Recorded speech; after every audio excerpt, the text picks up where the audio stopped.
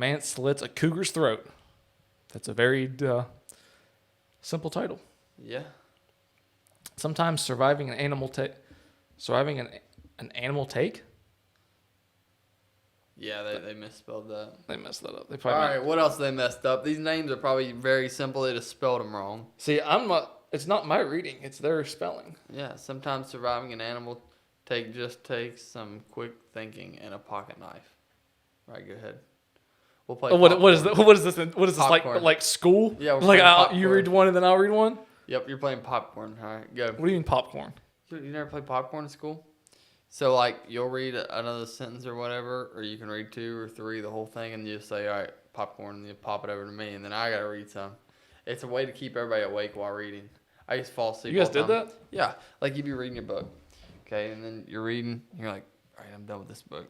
You go to sleep, and then they're like, all right, popcorn there, and you're like, oh, man, because then you have to figure out where they left off. But you were supposed to be reading along with it. Yeah. So then they catch See, you red-handed, I not paying attention. We never did that. We usually did either the teacher would just like pick somebody to read. Yeah. Which every time I got picked, I had no idea like where we're at, what page we were on. Most of the time I didn't Yeah, have the I'd book never open know. or nothing. Or they would like, all the desks were in rows, and then they would just, start at this row and you just go down the rows. Yeah. So then we usually did like paragraphs. So I had my whole paragraph pretty much memorized by the time it got to me because I would go, all right, they're going to read this one, they're going to read this one, they're going to read this one. And then I'd have like this one little This is paragraph and I'm mine. like, all right. And I'd sit there and just like repeat it to myself 1,000,000 times so I wouldn't sound like an idiot whenever it came my turn. And it usually worked out. Were you scared to talk in the middle of class? Oh, yeah. Really? I never said nothing. Oh, I was. I never raised my hand. I never said anything. I never said nothing. Yeah, I was always one. Going to Like the in office. elementary school, like we'd go to Elementary school, I was very quiet. Middle school, I started getting like kind of talkative. elementary and middle school. Like we'd go to parent-teacher conferences, and some of the teachers wouldn't even know that I was in their class because I would sit at the back of the class and I didn't say nothing. Yeah, no not words. Me. Elementary school, I was very, very quiet. Middle school, I was. I started getting off the wrong track. I hit 8th grade. No turning back. I was clown the rest of. Like we used to. I'm not even gonna tell that story on here actually, because it's kind of. I don't know. I'll talk about it next time if I think it's okay to tell. You retracted that pretty fast. So Yeah. It's not bad, but it's not good. we'll clear it with the insurance company. Yeah, we'll talk to them first. I'll call my lawyer, make sure he's okay with it. All right. So in 2002, Canadian David. There we go. David Parker. Why aren't the rest of them like this? Yeah, David Parker was walking on Victoria Island, enjoying a nice evening walk. Rain began to pour, and while running for cover, Parker was attacked by a mountain lion. According to him, Fight for the dry. According to him, the animal first bit him on the head. Why are they always good for the head? They need to kill, man. That's like the third one of these that they got bit on Yeah. the head. Scratch his face. Bit him on the head and then scratched his face. Keeping calm, which I don't know how you do that, Parker reached into his pocket, flipped open a knife, and slashed open the mountain lion's throat, killing it fairly quickly. Oh my gosh. All right then. We need to look this guy up. How do you stay calm in a situation like that? I don't know. I can stay calm. Like I'm a I don't think I pretty can even get the knife out. I'm a pretty calm person, but if a mountain lion's on my head, I don't think so. Probably not gonna be very calm. I don't think so either. Parker, with his scalp shredded, slowly made his way to wherever that is, Juan Landing. How would you even say that?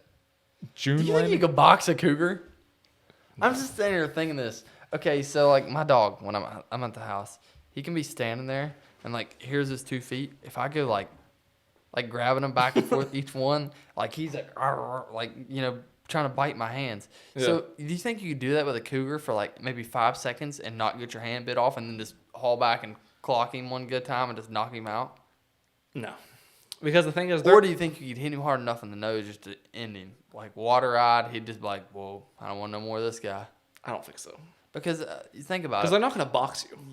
Well, You're- obviously like, they're not. you're- They're just gonna bite you. Yeah, you're going to try to box them, and Okay, then they're but just going to grab a hold of your neck. Yeah, but imagine like you swing a fist, he opens his mouth, but you catch it perfect to where like your fist, his teeth.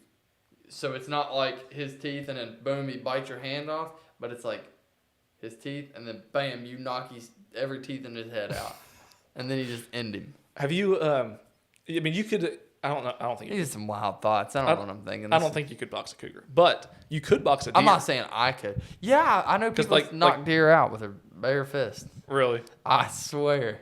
I don't. I've seen videos of like deer, like not humans and deer, but like just a deer fighting like another deer, and they do stand up and kind of like smack each other, kind of like. I know a kid that used to go to might have been Barbersville Park. There was deer fed up there. Yeah.